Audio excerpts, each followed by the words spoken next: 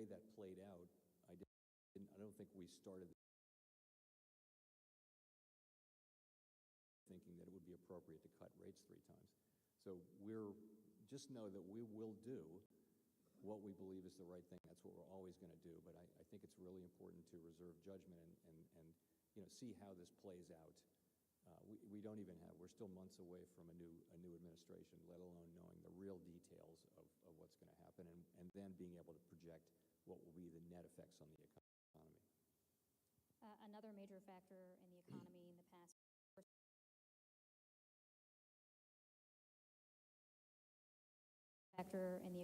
the past year or so, you've said, is immigration. That immigration is a strong reason why supply and demand have gotten closer into alignment. In the past few months, we've already seen big decreases in immigration. What effect do you think that is likely to have on the macroeconomy in the near term? So before I answer that, I do want to say that immigration is a question to be addressed by political authorities using such values as they deem appropriate. We're looking at the macroeconomic effects and reporting on them. It's not a question of judging. We don't have a view on the right level of immigration. That is for the voting public and their elected representatives. Okay. But what we saw over 2023 and 24 was a surge in immigration and also a surge in the labor force, and it certainly pushed up economic growth, and it may or may not have had some effect on getting the labor market back into balance. It'll take time to really understand that, but it certainly made for a bigger economy. And we're coming off the back of a severe labor shortage, so there was room at that time for people to get work, and they went to work at roughly the same level as non-immigrants went to work. So that happened. Then the rules changed. The current administration, the Biden administration, changed the rules a few months back, and we've seen that come down. These are judgments that get to be made by elected people about what the right thing for the country as a whole is, not by us. But you ask what the effects will be, you will see, really there have been 2 supply-side things that have been pushing up U.S. potential output and actual output. One of them is just more workers, and the other one is productivity. And the more workers part of it is probably diminishing in its effects, and so that won't be something that's pushing up overall output. At the same time, the number of job openings has come way down, so it's not clear what the overall effect will be on there's about 1 job opening for every unemployed person now. In terms of productivity is incredibly important. That's just output per hour. And if you think about it, higher output per hour is really the only way for incomes to go up over time among the public. And we've actually had, for the first time in a while, a few years of higher productivity, going back 5 years now. This is incredibly important and very positive, and we hope it continues. And there's no reason why it can't. I will say, though, that over the past 50 years, if you look at it, if you have 1 or 2 or 3 years of high productivity, it tends to revert to the trend really quickly. Because it tends to be driven by longer-run things like evolving technology and evolving educational levels and things like that. So you don't tend to get big increases of productivity that are sustained very often. It's quite rare, although it has happened. I do want to ask you some more questions about productivity, but just one follow-up on the immigration point. So economic growth is about the size of the workforce and how productive that workforce is. I asked before about the consequences of decelerating immigration. What happens if the workforce actually shrinks as a result of, for example, mass deportations, which may be in the offing? I'm not going to be comfortable speculating on potential policies. It's not our job to be a commentator on. No, I'm not asking whether it's good or bad. I'm just asking, what does it mean if the workforce shrinks? I think we can do the arithmetic. If there are fewer workers, there'll be less work done. But we don't. It gets too close to, I just don't want to go there. This is getting me into political issues that I really want to stay as far away from it as I possibly can.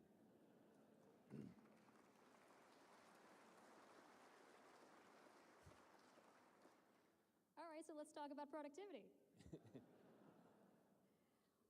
You're right that productivity has been above trend. I think 8 out of the last 9 quarters, GDP growth has been above trend, largely because of productivity. To what do you attribute that?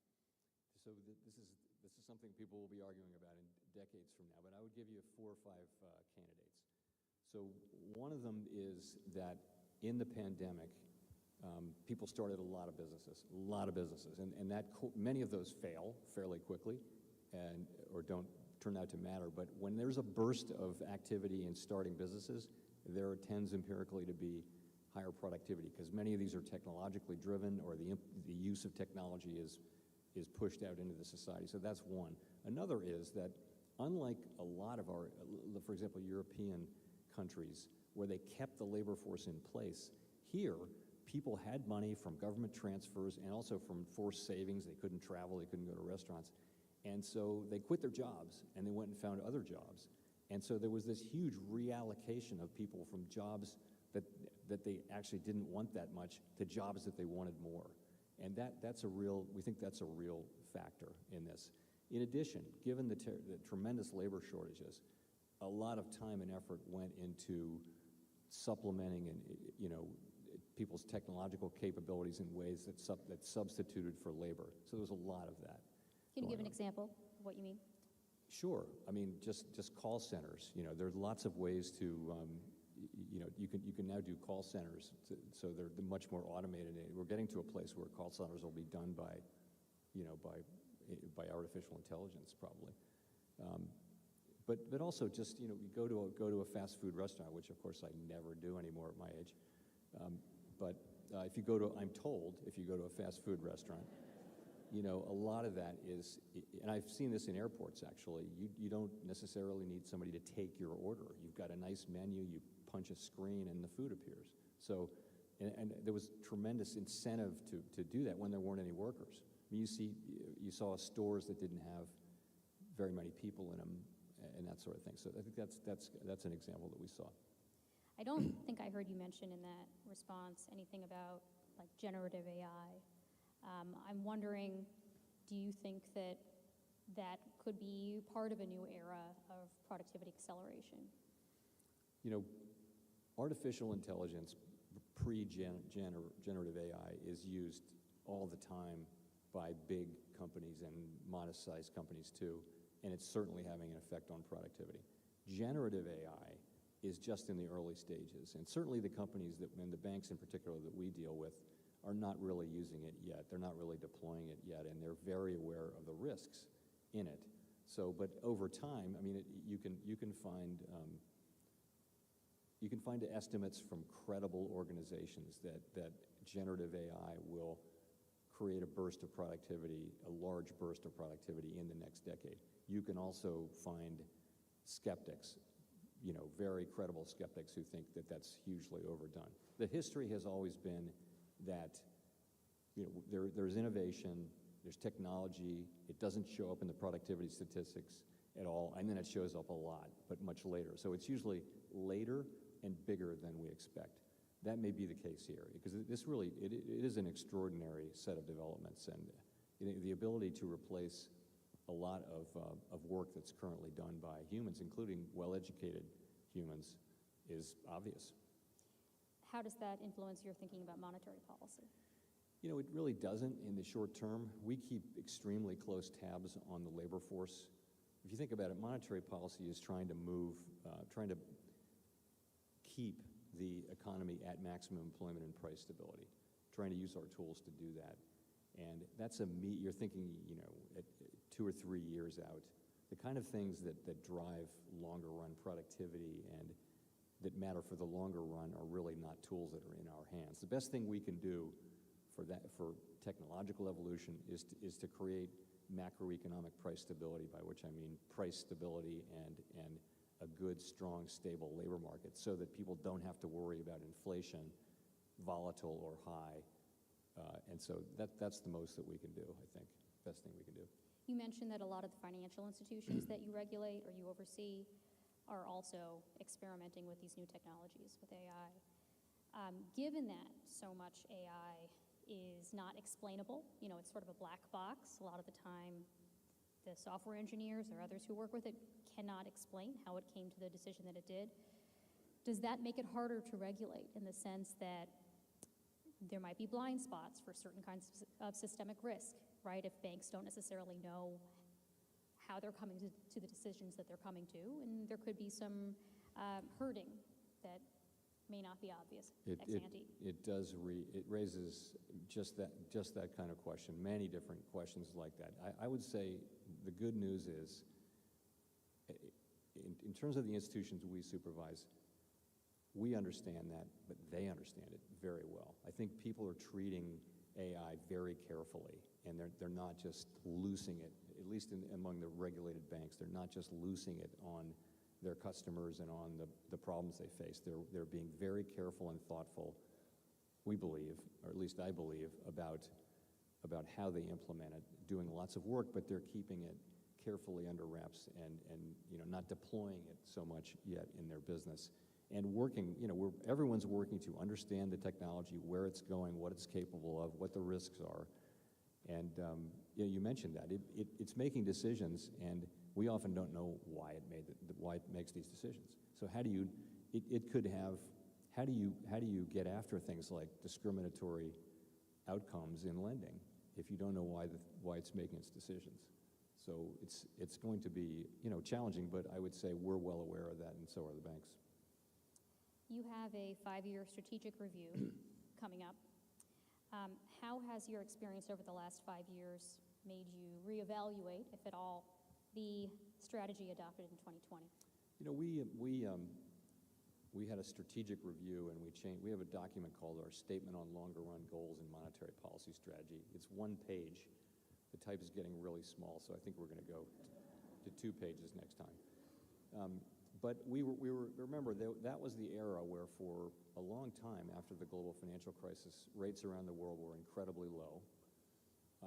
For example, major European countries, their longer-term debt was yielding negative 30 basis points and things like that. How do you even understand that? So rates were very, very, very low in the economy, and that's a problem for central banks because we can't cut rates meaningfully below zero, and cutting rates is what we do to support the economy. So we actually like having significantly positive interest rates like we do now. All right, so what we did is we said there was a whole literature on how you deal with, in monetary policy, how you deal with having interest rates stuck at zero in effect, and you can't cut, you're kind of stuck, you can't support the economy, you get into this trap where growth is low, inflation is low, unemployment is high, and you can't get out of it without fiscal policy, and fiscal policy is challenged. So there was a lot of research done on it, and we took a pretty mainstream, fairly vanilla approach to that, which is, I won't go into all the details, but it was to have a make-up strategy so that we would promise ex ante to let inflation run a little bit high if it were running too low. And the thought was, if people believe that you'll do that, if that's credible, then inflation won't run low. So that's all we did. 4 months after we announced that the pandemic hit, and then inflation a year after that came up. So the change, 20 years of low inflation ended sort of 4 months or a year and 4 months after we did the framework. So the question we'll be asking in this framework 5 years later is really it revolves around how do we think about the problem of the zero lower bound now? Now that interest rates are substantially higher than they were, substantially higher. Is that going to be so the question you're asking is, do we, in a world where we review the framework every 5 years, shouldn't we change the framework to reflect that interest rates are higher now so that some of the changes we made are probably not necessary, or in any case shouldn't be the base case anymore? They might be a case that we can have that remedy at the handy, but at the same time, the base case should be more like a traditional reaction function where you don't promise an overshoot, you just target inflation. We haven't made any decisions, but those are the questions we'll be asking. You mentioned the prospect of long-term rates being higher, the neutral rate being higher. You've said many times when asked by journalists, among others, about how we know when we've hit the neutral rate, that we know it by its works, yeah. Right? Which almost sounds like ecclesiastical or something. how long does it take to evaluate whether we've hit it? When do we know? Like, if there are lags between the time that we hit the neutral rate and that we can see it in its works, does that increase the risk for policy errors? Let me just take a second and explain. So we move interest rates up and down, but what is high and what is low? Compared to what is the question? You have to have an estimate of something that's kind of neutral, something that a level of interest rates that's neither pushing the economy up, supporting it, or dragging it down, which would be higher restrictive policy. And we fully acknowledge that there's no sort of either theoretical or empirical way to arrive at an estimate of what the neutral rate is that you can really have a lot of confidence in. So what does that argue for? It argues for moving carefully. So in our current situation, we feel like our policy is restrictive. We can't say exactly how restrictive it is. By that I mean it's weighing on economic activity and lending, hiring and all that, because the economy was overheated and now it's cooling down, and it's moved pretty much as we had hoped it would, which is that we've had a gradual cooling in the labor market. Inflation's come down a lot, and the labor market's not quite stabilized, but it's in a good place. So it's actually worked very well. So we've started the process of cutting rates and moving back down toward neutral. I think the right way to find that level is carefully and patiently. You don't want to move too quickly. You may have to move quickly, because if the labor market were to begin to deteriorate in a serious way, we would want to get ahead of that. But we're not seeing that. So I think what it tells you, as Catherine pointed out, we think that policy works with long and variable lags, to quote Milton Friedman. Monetary policy does have effects on economic activity, hiring and all that, but with long and variable lags. And that makes it all that much more difficult to know how far to go. I think in this situation, what it calls for is us to be careful, move carefully, and as we sort of reach the range of, or get near the plausible range of neutral levels, it may be the case that we slow the pace of what we're doing, just to increase the chances that we get this right. We're navigating between, as I mentioned in my remarks, the risk that we move too quickly, the risk that we move too slowly. We want to go down the middle and get it just right, so that we're providing support for the labor market, but also enabling inflation to come down. So going a little slower, if the data let us go a little slower, that seems like the smart thing to do. So you say that interest rates are still restrictive right now, but if you look at the CPI numbers that have came out recently, or today's PPI numbers, core CPI is over 3%. I think when I looked, the 1-month rate is higher than the 3-month rate, which is, I believe, higher than the 12-month rate.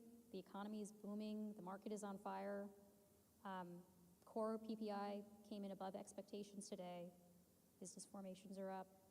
Why are we cutting rates? It seems like the economy is doing pretty well. The economy is doing very well, and that's a great thing. We totally welcome that. But look at the labor market. So what we've seen is a lot of the great data that we've seen has been because of the expanding supply side. Unemployment has moved up from 3.4 to now 4.1. By a significant number of indicators, it's still cooling.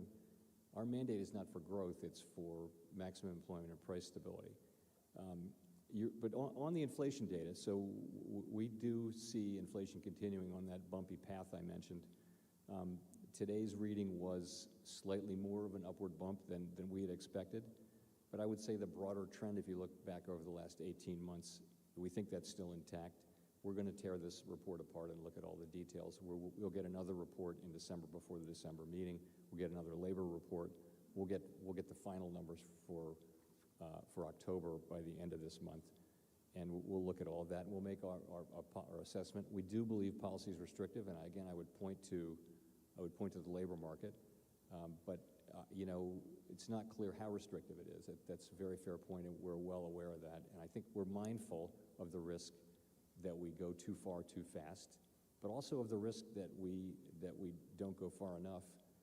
It doesn't seem like that's where we are either. It seems like we're right where we need to be. I mean, I do feel like the U.S. economy is in a very good place, and I feel like our policy is in a really good place. We've got a lot of space to cut rates if the economy weakens.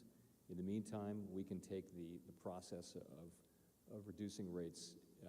We can be careful about that, and that's what we're planning to do. I know we're short on time, so one last question. There has been an idea floated to announce who will succeed you as Fed chair in order to possibly exert more influence over monetary policy, a sort of shadow chair, two popes idea. Your term on the Fed's board runs until January 2028, beyond your term as chair, which ends in May 2026. Under what circumstances, if any, would you consider remaining on the Fed's board after your term as chair ends, as Mariner Eccles did for a few years after he was no longer chair? So I would just say,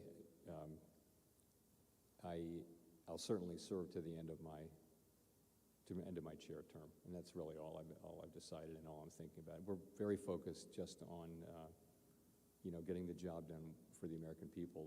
That's enough of a job for us to do, and we're focused on that. All right, well, thank you so much, Chair Powell. I really appreciate it, and thank you all for attending. Thank you, Catherine.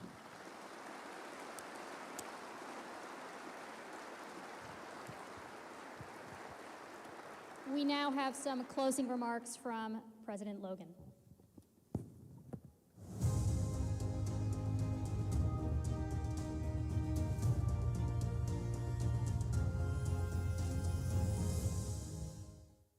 Good afternoon.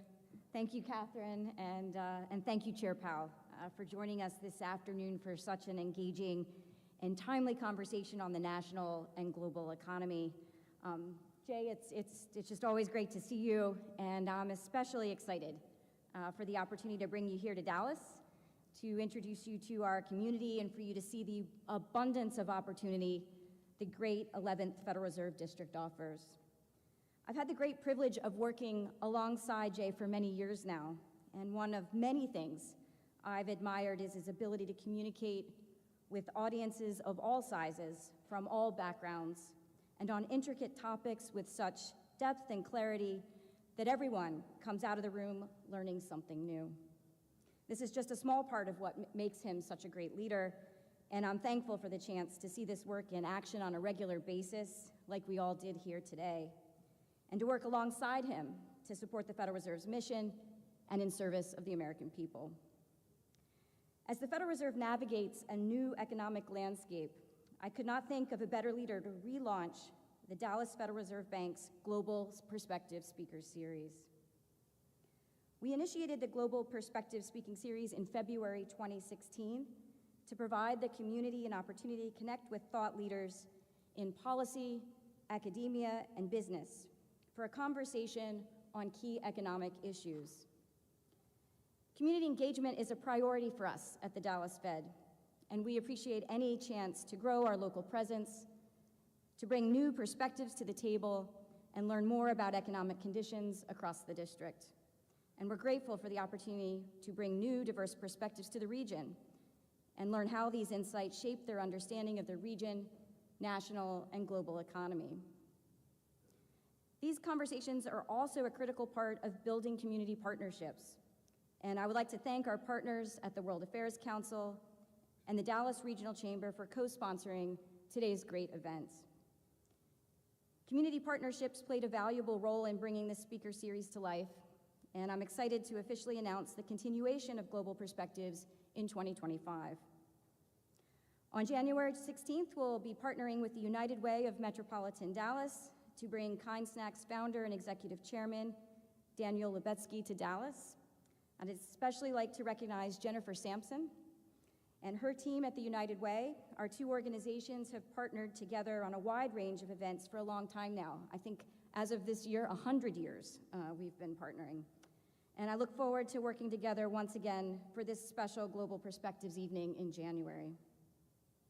We'll also partner with other community organizations to welcome former president and CEO of the Southwestern Graduate School of Banking at SMU, and now president of the Kansas City Federal Reserve Bank, Jeff Schmid, back to Dallas on April 16th.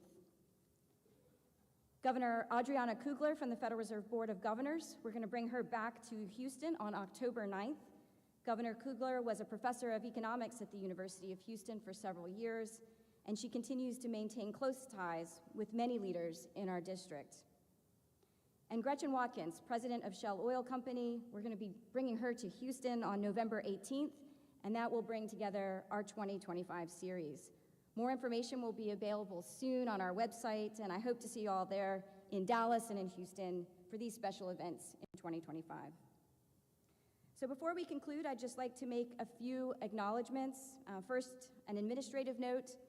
There will be a reception in the Crystal Terrace just outside the theater doors featuring light bites and some great conversation. I hope you'll be joining us for the reception. And importantly, there just are so many people to thank for their work in making today happen. And first, I'd like to thank our team at the Dallas Fed. It's an enormous amount of work to put together an event like this, and I'm grateful for all of their work. I'd also like to thank Liz Brailsford of the World Affairs Council and Dale Petrosky of the Dallas Regional Chamber, and both of your teams for collaborating with us to bring this event to the beautiful Fair Park. These partnerships are important to us at the Dallas Fed because they help make events like today possible, allowing us to serve the public by bringing some of the perspectives that inform and influence monetary policy here to the 11th District. Thank you to St. Marshall of the Dallas Regional Chamber Board for kicking off today's event. And thank you to Catherine Rampel of the Washington Post for moderating a dynamic conversation this afternoon. And most of all, thank you to Chair Powell for sharing his perspective with us. And I'd like to thank him for his leadership over the last several years. Our economy is in a very different place today than it was 2 years ago, and that is because of his unwavering leadership. And finally, thank you all for joining us to relaunch the Global Perspective Speaking Series. I hope you enjoyed the afternoon, and I look forward to seeing you in the reception. Thank you very much.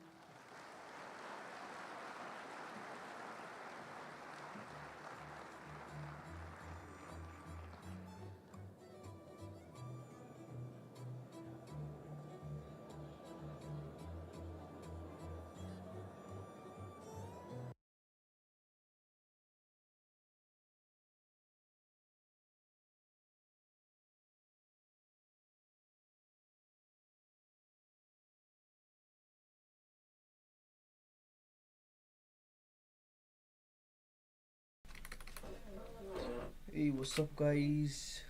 Good.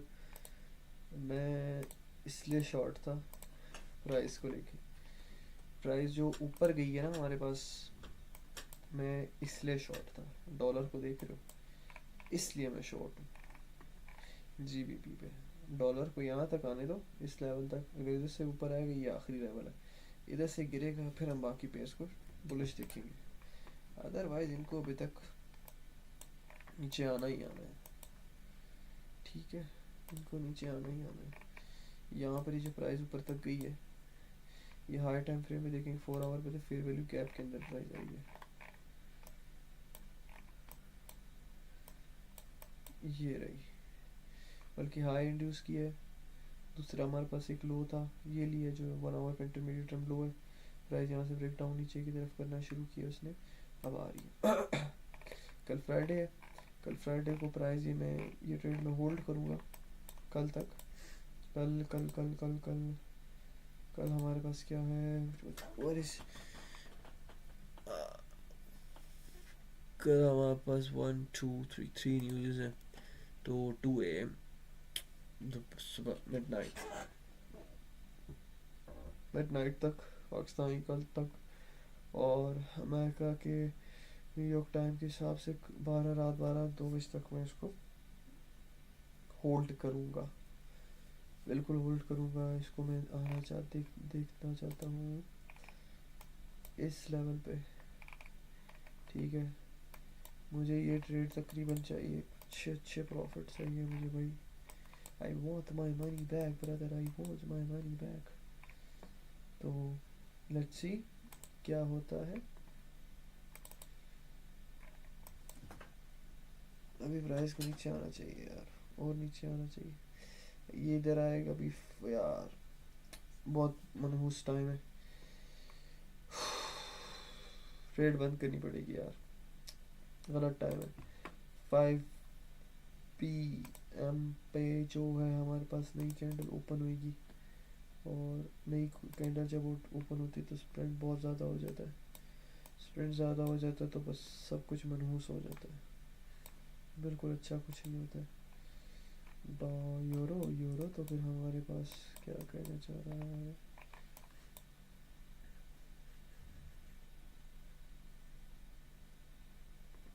गिरेगा, सब गिरेगा भाई, सब गिरेगा.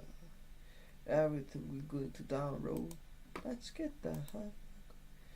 Jordan Paul यही कह रहा था कि हमारा गोल है 2% तक लाने का इन्फ्लेशन को.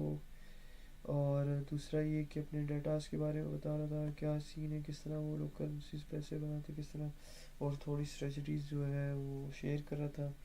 तो वो ये भी बता रहा था कि यार कि वो लोग पैसे किस तरह बनाते हैं. वो बनाते हैं ट्रेजरी बॉन्ड्स पे पैसे, उनको ख़रीदते हैं, उनको बेचते हैं डिजिटल तरीके में भी, और दूसरी तरह भी उनको लेके बेचते हैं. साफ साफ उसने यही बातें की और कुछ भी इतनी ख़ास ठोस बात नहीं की है कि मैं वही बोलूँ हाँ अब मज़ा आ गया उसने क्या क्या बातें की. तो यही पिच उसने शो की अभी तक. तो देखते हैं.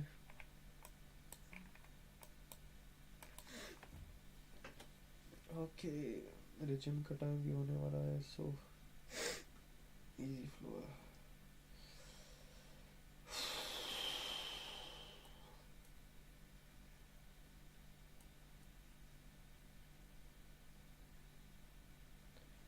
Let's go, bud. Let's go, bud.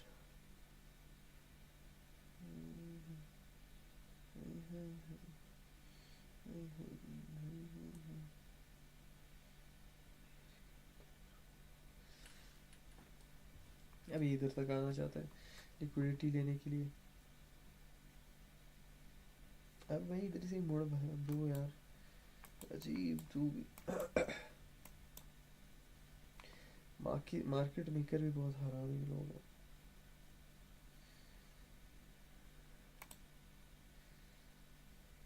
$5,000.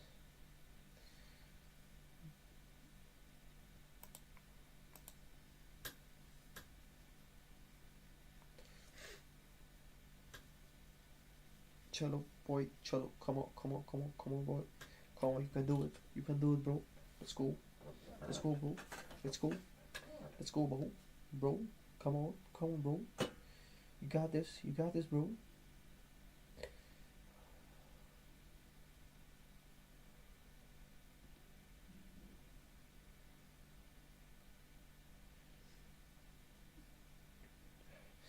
भाई यहाँ पे डोनाल्ड ट्रम्प बोल रहा है कि हम लोग 30 इस दुनिया में सबसे ज़्यादा लोन जो डेप्थ है वो अमेरिका में है, अमेरिका के ऊपर है. ये बात समझे कि किसी और मुल्क के ऊपर सबसे ज़्यादा डेप्थ जो है अमेरिका के ऊपर $35 ट्रिलियन की डेप्थ है. ठीक है, वो डोनाल्ड ट्रम्प इलॉन मस्क मिल की बात ही प्रोग्राम बना रहे हैं कि हम लोग इस लोन को बिटकॉइन के थ्रू उतारेंगे. देखिए मैं खुद उसको कभी कभार ट्रेड करता हूँ, मैं नहीं कहता हूँ कि मैं नहीं ट्रेड करता हूँ, ऐसी फलाना ढमकाना. मैं किसी ट्रेडर के बारे में ऐसे बात करता हूँ, किसी और के बारे में. ठीक है वो बहुत अच्छी करेंसी. ये मेरे पॉइंट ऑफ व्यू से ये मिलियन 2-3 मिलियन का एक होगा विद इन फ्यू ईयर्स, आने वाले कुछ सालों में. ठीक है, बिटकॉइन क्योंकि इसके अंदर पोटेंशियल बहुत ज़्यादा नज़र आ रहा है. मैं इस पर ऑलरेडी बुलिश था, बट मैं इतना बुलिश नहीं था कि यार 92-93 तक. मैं बुलिश था इस पर, मैं इस पर बिल्कुल बुलिश था, बट ये अनएक्सपेक्टेड बुलिश था. मैं इतना ज़्यादा बुलिश नहीं था इसके ऊपर कि प्राइस इतना बुलिश हो जाएगी. तो बिटकॉइन अगर ट्रेड नहीं भी करते हो तो उसको एटलीस्ट स्पॉट में बाइंग करके ना अपने पास रख लो, स्पॉट में बाय करके रख लो.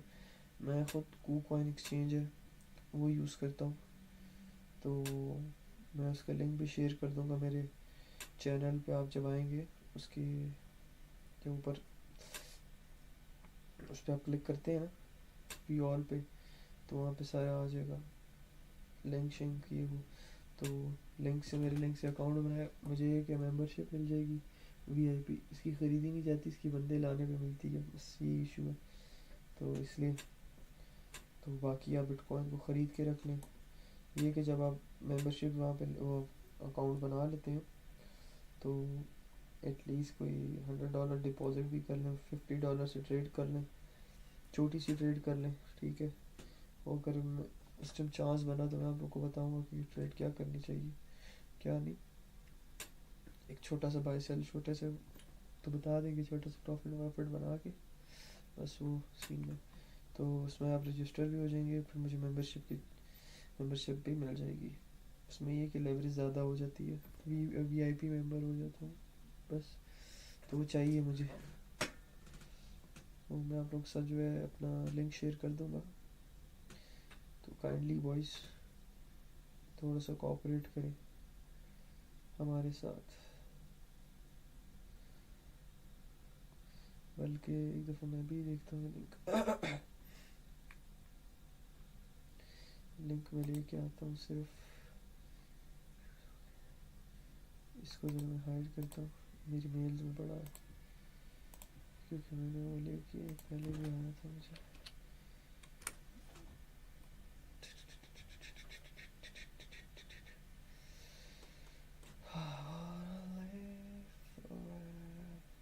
क्योंकि डोनाल्ड ट्रंप और एलॉन मस्क ने की बात की है कि हम पूरे अमेरिका का $35 ट्रिलियन का जो लोन है, डेप्थ है, वो बिटकॉइन के थ्रू ही उतारेंगे वो। अब वो बंदा बिटकॉइन के थ्रू जब उतार रहा है, तो यकीन मानो तो उसमें बिटकॉइन कितना मार्केट कैप लेके आएगा कि $35 ट्रिलियन का पूरा वो लोन रिकवर करेगा। अब मैं ये चीज़ सोच रहा हूँ, मैंने खुद जो है थोड़ी थोड़ी बाइंग कर रहा हूँ अभी आस्ता आस्ता, नॉर्मल कि मुझे एक जोन अच्छा मिलता है तो मैं उस पर बाय कर लेता हूँ। जैसे मुझे अच्छा जोन मिलता है मैं बाय कर लेता हूँ। कॉपी लिंक एड्रेस, ये इधर आ गया, इसको भी बंद कर दो। अब ये यहाँ पर मैं अपलोड कर देता हूँ। मैसेज में मैंने पोस्ट कर दिया है।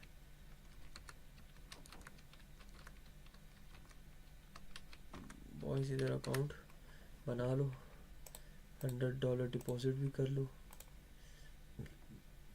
ताकि मुझे मेंबरशिप मिल जाए VIP की, और लेवरेज मिल जाए। बस ये उसे बंदे लाइक लोगों को ऐड करने से ही मिलती है, अदरवाइज़ ख़रीदी नहीं जाती है। फलाना इस तरह कुछ भी नहीं होता है। अगर ऐसा कुछ होता तो मैं ज़रूर पहले ख़रीद लेता। मैं बोलता ही कि यार इसको वो करो।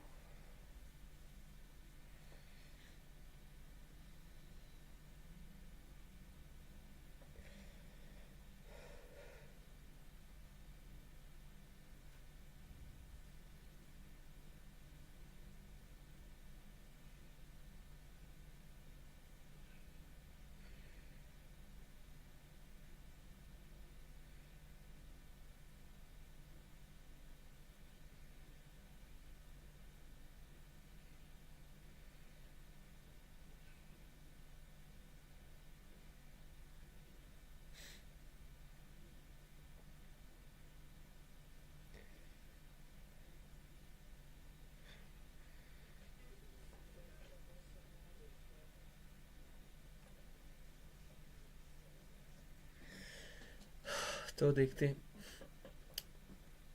यार, एटलीस्ट 10K तो दे मुझे।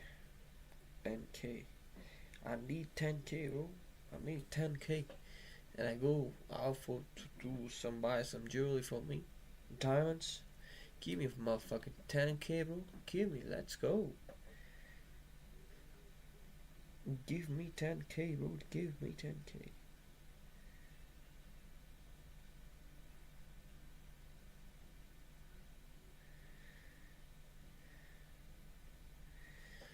Okay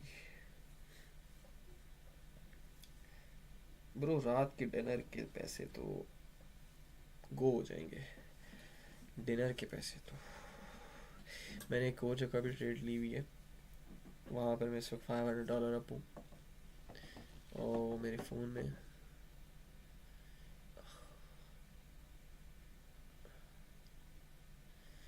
तो देखते हैं क्या होता है।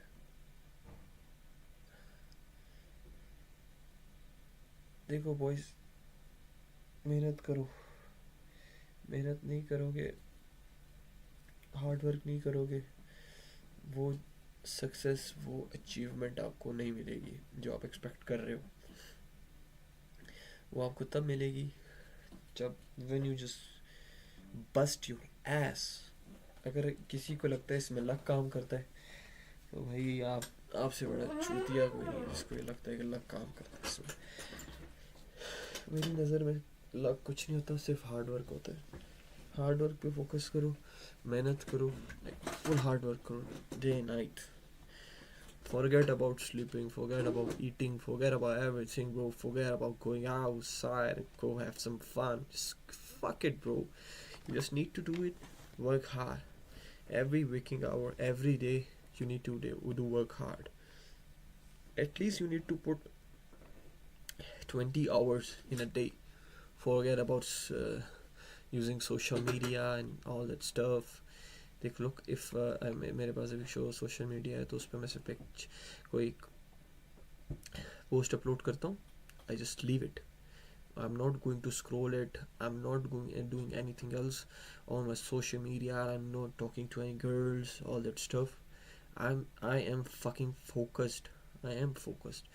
So I prefer you guys to need to be fucking focused. Otherwise, you can't make it. You can't make it, bro. That's very difficult. Trading is not easy, bro. Trading is not easy. That is very difficult. Okay, bro. So you need to be work like it. So look. You need to reach that level. You need to be on that pinnacle level. You need to be like work like hell, bro.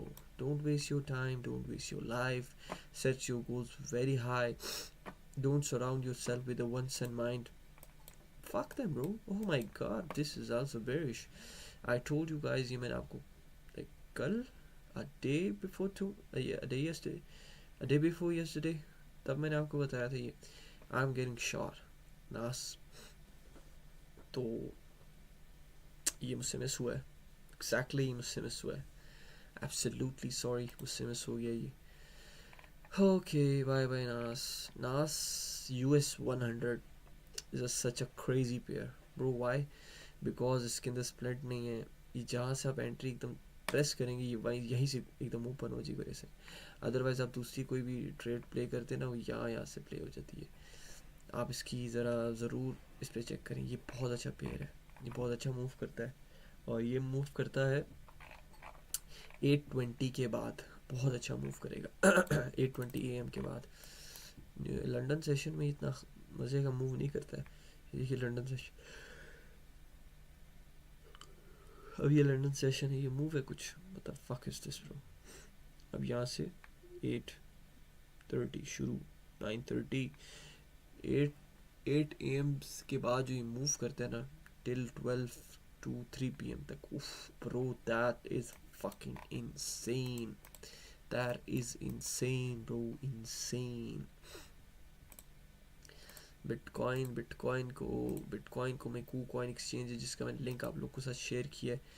Please boys account बनाएं. Account बनाने के बाद आप उसमें at least $100 deposit करें ताकि वो confirmation हो जाए कि भाई ये बंदा ओरिजिनल है, ऑथेंटिक है, इसने अकाउंट भी बनाया और डिपॉजिट भी किया. और उसके बाद एक छोटी सी आप ट्रेड ले लेंगे ना तो वो मेरे लिए बहुत हेल्पफुल होगी. ताकि इसलिए कि हर चीज़ में इसलिए हेल्पफुल होगी क्योंकि वो जो है लाइक काम कर जाएगा, रजिस्टर हो जाएगा. फिर 50 प्लस मेंबर चाहिए वो प्रीमियम मेंबर के लिए तो, और क्राउन डायमंड मेंबर के लिए तो बहुत ज़्यादा चाहिए वो मेंबरशिप के लिए. तो स्लोली जो है आस्ते आस्ते जितने आते हैं आ जाएं. मुझे लाइक खुशी होगी अगर फ्री नॉलेज दे रहा हूँ तो एटलीस्ट इतना तो मेरे लिए कर सकते हो boys.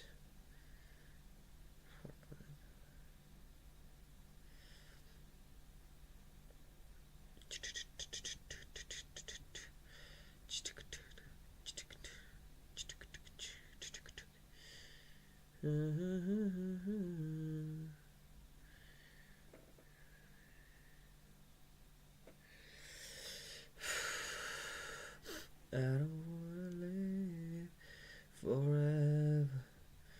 I don't wanna leave you.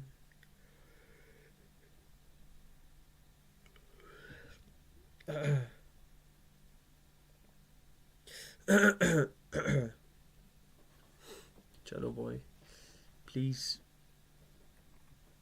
मैं अभी ट्रेड पे स्टॉप लॉस भी लगा देता हूँ, टीपी स्टॉप लॉस में लगा के थोड़ा सा स्कोर करीब कर लेता हूँ।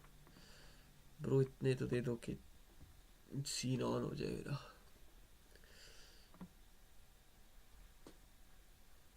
Come on bro, get it here bro। यहाँ पे कितना में 8,000 यहाँ पे आ रहा है, 8,000 इधर तक 12 है, बस इस जगह तक दो हमें, फिर हम जाए अपना मज़े से कुछ लंच शंच करें, वाइब करें।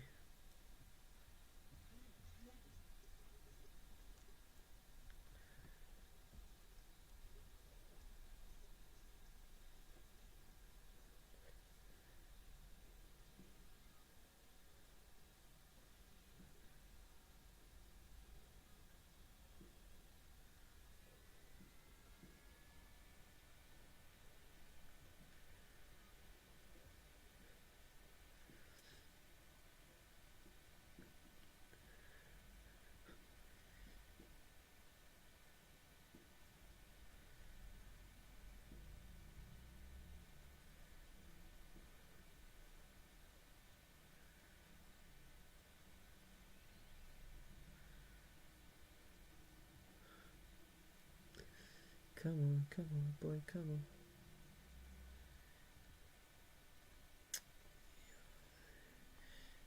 मुझे इस वीडियो से क्या फ़ायदा होगा? फक एवरीवन ब्रो, ये पाकिस्तानी इन्फ्लुएंसर कितने वेस्ट ऑफ टाइम है इन लोगों के पास। इतना टाइम कैसे वेस्ट कर लेते हो bro? I don't get it. Okay, I want to do this bro यार। बिफोर 5 PM डेली ओपनिंग से पहले मैं कैंडल ट्रेड क्लोज करना चाहता हूँ। बस क्योंकि एक चीज़ है ना, मैंने उसके मार्केट के बारे में जब आप ज़्यादा एक्सपोजर कर लेंगे तो आप बोलेंगे यार यहाँ तक बस मार्केट फुल मत क्लोज कर देनी चाहिए, यहाँ तक ट्रेड।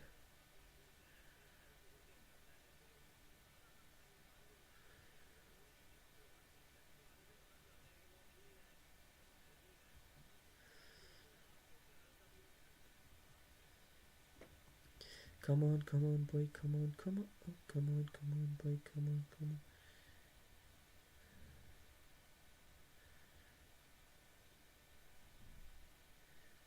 खबीब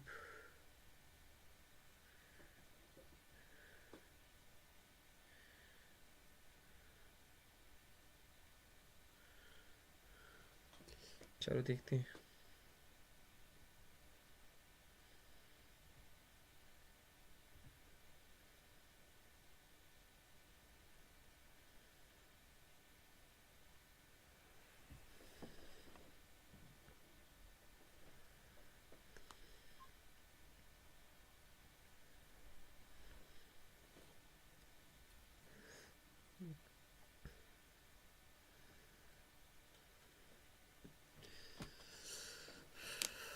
फाइव PM होने में कितना टाइम लग गया हमारे पास?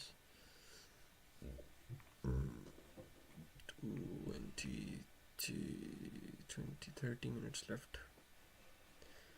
लेट्स सी क्या होता है। तो ये ट्रेड मैंने आपको दिखाई है, ये है, और ये ट्रेड मैंने इधर इसीलिए न्यूज़ से लाइक 5 मिनट पहले ली है ट्रेड मैंने। हाँ 5 मिनट पहले ट्रेड मैंने ली थी न्यूज़ से। यहाँ प्राइस फिर ऊपर थी, फिर नीचे हुई, फिर एकदम बम बम बम बम बम। 15 मिनट पे हाई स्वीप कर रही थी, फेयर वैल्यू गैप था, प्राइस स्ट्रक्चर शिफ्ट किया हुआ था, हाई बाय साइड लिक्विडिटी ली हुई थी, लेने के बाद प्राइस नीचे रिवर्स हो गई हुई थी। So I just took this trade bro. तो बॉयज़ आप लोग इंजॉय करो।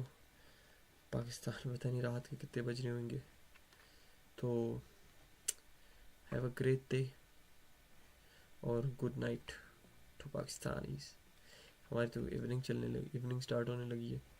तो भाई भाई भाई भाई, टुमारो इज़ फ्राइडे, अभी तक टुमारो होने में हमारे पास काफ़ी टाइम है। तो यार ये बॉयज़ में ट्रेड $10,000 पे क्लोज करने की कोशिश करूँगा और देखते हैं क्या होता है। So have a great day, good night, bye bye.